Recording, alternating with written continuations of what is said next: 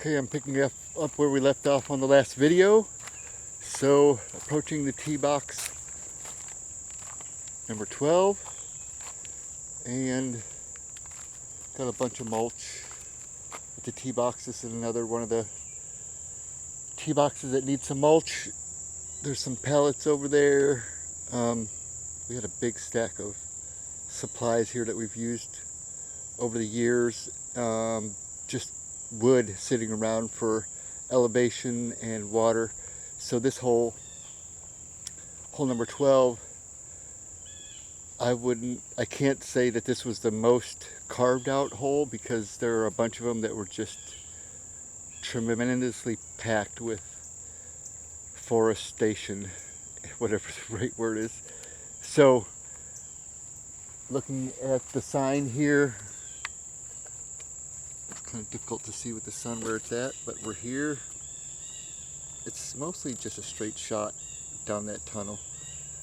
However, in the current condition that the hole is in today, a lot of this right side is kind of pushed over into the fairway, so you have to go left and then right. Maybe just turn it over just a little bit on the right hand. So you can do a forehand. There's all kinds of shots you can use here, but it's basically a straight shot, and really the biggest challenge of it is that it's straight, I guess. That's the best way to say it. And that follows several holes where you have to have curve shots. So even though it may not seem like it's very difficult, that's one of the holes that's really not easy. And that's one that's sponsored by the group I Love Ferguson, that I was part of the committee, and it's really the way that I kind of got involved in this project. Was I was with the I Love Ferguson committee, and an application came through to sponsor a basket. So we basically gave the disc golf committee money, and from that moment on I was on board with volunteering here at the park and cleaning things up. So that's an interesting thing to see there. One thing I will say, that right now it's not very windy at all, and I don't know why that brought it up, but it's not windy at all right now. But wind does play a role on this course, even though it's kind of tucked away. You can have tunnels, and then they'll open up to big fields, and that's when you really kind of notice a difference. You'll throw a disc and it'll look like it's on a roller coaster sometimes, with the bumps and whatever in the air, sort of like being in a small airplane. So we're at hole 12. I'm just gonna basically take a walk down it. It's 219 feet. It basically says it's losing 2 feet of elevation, but it's actually probably more like 8. I wouldn't say get too technical on it. I kind of do this kind of stuff at work, and it's definitely more than 2. So as I said, we cleaned a lot of stuff out of here, and this was one of the holes that was just extremely difficult to build. Getting the tractor in and out of here, it really wasn't accessible at all, and it was just muddy. I mean, it was really, really muddy, and we had a lot of stuff to carry out of here. So what would happen on this particular hole, and all of the back 5 actually, were very much more difficult than the other ones. It was a Saturday morning thing kind of at this time, and I was actually working on Saturday mornings at the time, so I would work in the morning on Saturday mornings, and then I'd be off at noon, so I'd be here at like 12:30, and the other volunteers would come here and they would cut stuff up and cut it down and basically prep it for me to show up with the tractor and pull it out of here. So a lot of this work on this particular hole, I actually did a lot of cutting myself also, but the large majority was the volunteers would get it ready for me. And for example, I just kind of back up to the tractor to a strap, and we'd strap it on there and carry it out. And I'll tell more about that on the way out of this area, the back 5. So this year even, like I said, we had a lot of water. It's kind of muddy. We've had to kind of make adjustments on this hole constantly, like I would say every year, possibly, because this is like the lowest part of the course, and it really doesn't have anywhere to drain off to. Even though we have a creek, there's a pavement road like between the creek and this area, so it doesn't get the drainage like everything else does. It's kind of stopped up, so to speak. Right now it's fine. We just had a rain yesterday or the day before, and so what we've done, if you notice this tree laying across here, what we've done is we've kind of staggered a couple trees on the way down where they go at an angle down the hill, and it just slows the water down and prevents erosion and kind of diverts the water as it goes down the course. So we've got some definition of a channel where the water can go, if that makes any sense, because for the most part this hole would just flooded with water everywhere, no matter where you're at on this hole. So it's kind of been directed this year, and it's working out really well. In, you know, we might have to make more adjustments, but it's working really well in this season so far. And here I am at another green needle tree, which is really odd. We have very, very few of those here, and that's actually looks like a different one than the other type of green needle. That other one might look like a pine, or this one looks more like maybe a cedar or cypress, I'm not sure.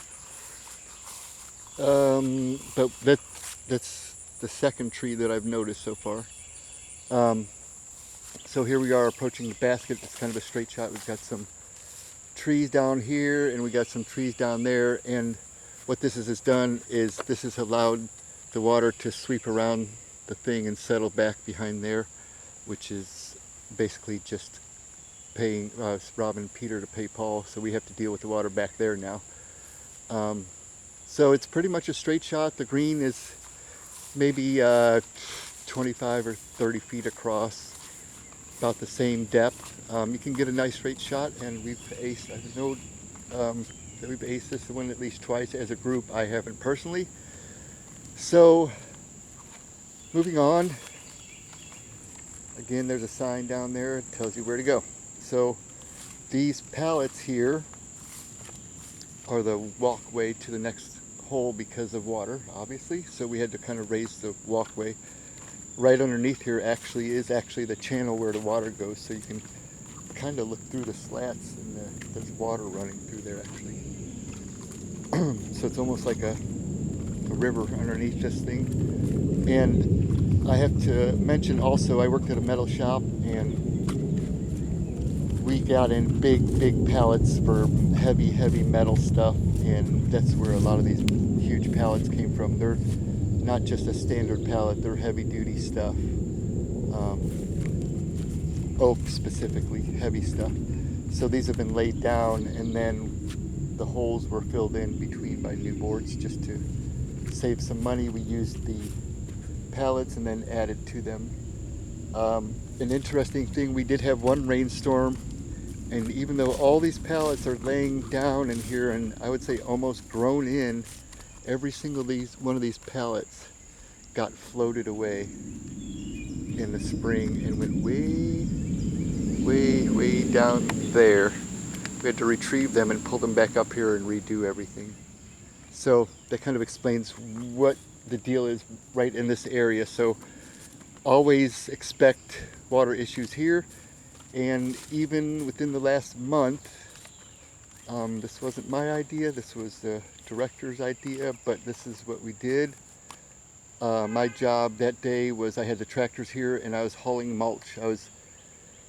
I scooped a couple tons of mulch and loaded it in a trailer, and then I would bring it over here, and then Lou would do what he wanted to do with it. So there's pallets underneath a bunch of this stuff and then mulch on top, and that's all just to raise it a little bit to keep it out of the water. This is one of those tee boxes, just a complete mess when there's a bunch of water. So this one, hole 13, we're looking at 273 feet, and basically it's mostly a straight shot here, but you get into a clump of trees there that you have to pass. And then it narrows, so there's a narrow shot right through the middle there. There's like a couple trees that make it really narrow, and then the bushes kind of come in here. So this one, again, you're kind of giving it everything you got to make a run at it. If you're like me, it's got 0 elevation, it says, which sounds about right. We're at the very bottom of what I would call kind of the lowland. And this hole is sponsored by the community college next door, Florissant Valley Community College. So let's take a walk down there. So we're looking here, and as you look towards the darkest spot ahead, that's really where you want to go ahead and hit that one hole right, that lightest tree, the closest one to us. You need to go just right or just left of that. That's kind of your space where you get through, is in the is in the camera range. So you really have to go through those things. Is a big deal, but it's mostly a straight shot the whole way. So if you saw it off or you mess up, you're obviously going to end up where you don't want to be at. So I'm going to walk basically just a straight shot. There's really not a whole lot going on here. You do have a high branch kind of early that will keep you from going up and over everything. We do have a lot of things where you just can't hyzer over it because there is high stuff as well. We have really, really big, tall trees here. So there are some holes you can, but you have to keep in mind that most of them you can't. So here's another situation right here. We're coming to another set of pallets, and we actually have a tree across here that's been here. That's not, I don't remember if that's original or if that happened right after, but basically that happened, and we just decided to leave it there as an obstacle and just cut a hole in the middle and walk through the middle of it.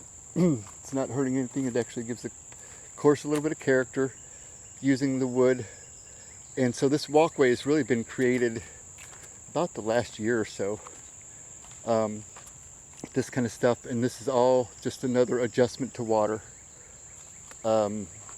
Basically everything over that way on those prior holes is downhill to here. So here I am at the trees. Obviously it's a whole 1, 2, 3, 4, 5, like 6, 7 trees here that are just kind of in the way if you hit them. If not, they're not. And on this particular basket, I've given this a run one time and hit on the basket about 3 inches low from acing it. So it is possible to ace it, but I have not heard of anybody. It's definitely a possibility. Again, the green, let's say the green on this one, maybe just 20 feet across, maybe 20 feet deep. And that's really about it on this hole. There's not really anything else I can really think of on this hole. So basically this is the last of the back 5, and this is by far, in my time being here, the hardest tractor work that we had to do, because it was just wet and mushy and we had lots and lots of stuff come out of here. So right here we've got a pathway here, and I'm going to estimate that this pathway is 150 feet long. I'm actually going to go stand on it. That's a little bit of wet grass. So from here, probably 150 feet that way, I remember specifically that basically I would tear all the dead stuff and stuff we hauled out and pull it down to this area and make a row of branches and brush and everything along here. And this pile, a lot of times it was 6 feet tall, and it filled up this entire 150 feet almost. So I can tell you we had several piles like that. So it was a huge, huge amount of stuff that came out of here. And eventually the city came and got it and turned it into mulch and distributed it however they did, but they would eventually start bringing the mulch back to us so we could use it on the course. So this area doesn't really look like anything right here, but at one time this stuff was so tall, 6 feet tall and about 100, 125, maybe 50 feet long, just filled with stuff. So that was really the biggest purpose of the tractor, was just trying to save a lot of hauling and pulling. And there's really only one spot on the course where I actually left some tire marks, and I believe it was on hole 9 or 10, hole 10, where it was just down in the bottom of a mud pit. I'm on the tractor, somebody's pushing the tractor, and it's got the AG tires just spinning away. So this was, the back 5 was really the hardest and the most effective use of the tractor, although it's been used many times for anything else, many other things, and typically, more so lately, it's been more mulch than trees and stuff. So I just walked back across the bridge. We're back at the sign at the crossroads, and we're going to take a right turn and more signage. We'll be walking back this road to come back. Got water in my shoes, so it's going to be a little squeaky. Here's a tee box that has a newer tee pad on it. Kind of hard to tell because of the sun, but this one was just done within the last year. And St. Louis Disc Golf Club 14 is 245 feet with 1 foot of elevation. And the map shows the sprinkled trees throughout here, which is true, and then there is a smaller gap to punch through there. You can go over the top here, but it's getting less and less right now. So this hole has changed because some of these trees have expired and some of them are new. Like we have new ones that aren't, I mean, this is not an exact map of where the trees are at. So I would say on a right hand, backhand, you're just going to want to turn it over just a little bit with a mid-range. And sounds easy. This looks like kind of a straight line. It's a little bit more curved than it actually appears on the thing. So I'll show that from here. You'll be able to see that the gap is left. Go to the left and it's open, but the basket is behind everything way down there. And once again, that tree in front of it is kind of a guardian. It laid down and broke within the last couple of years, and again we left it there and just made a walkway through there. It's another challenge of the hole. This one I know has been aced, so you're going to take and give it your best little tiny turnover, I guess is the right way to say this. But you have to be careful with this tee box. Don't walk into the creek ahead, because it looks like we're just walking into the happy ever after, and there's a creek that drops off here. So from the tee box, you're not going straight ahead to the basket walk-wise. You have to go around to this bridge right here, which is no problem whatsoever, no inconvenience. But this is another bridge to cross another part of the creek. So you'll see that on my way down that we're just kind of have a bunch of trees sprinkled around here, and there is a pathway on the left. So if you're a left-hand thrower, I hate to be disrespectful, but you can just do a backhand normal hyzer for a left-hander, and that would be a good shot. You want more straight than hyzer, but if you do that, you got a pretty good chance.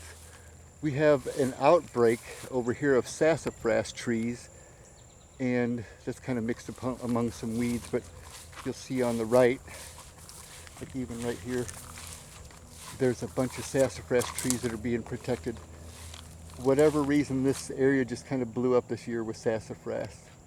So we are protecting those, and those are going to grow quickly like they have, and stuff it up a little bit more, because it actually used to be a little bit more stuffed up, but some trees died and things opened up, and this hole humongous area over here was just ravaged, just junky wood with ivy, and just, it was not what I would call a healthy ecosystem. I'm not an expert on that, but you could tell that it needed attention. So we actually cut all of this down to nothing, left, you know, like a grass size finish on it, and it's growing back, but it needs a lot of attention. Once or twice a year you really have to get in here and give this a good mow, or actually like a brush cutting, because there's stumps and stuff. So we're just approaching the green, and you have to walk through this little gap in the tree here. This is another one that we just left where it's at. The wood wasn't really useful, and it just added some character to the course. So you won't see this tree on the map of the hole, but it just happened eventually. And as you get up to the green, it's a nice green. Got a little tiny bit of trimming to do there, but it's like about, say, 35 foot by 35 foot green, so it's not huge, but it works. And if you really get everything on it and smash it all the way down to the basket, there's a pretty good canopy that's gonna probably knock it down. I've never seen anyone really consistently smash it past the basket. So I'm going to take a quick break here right quick and start another video.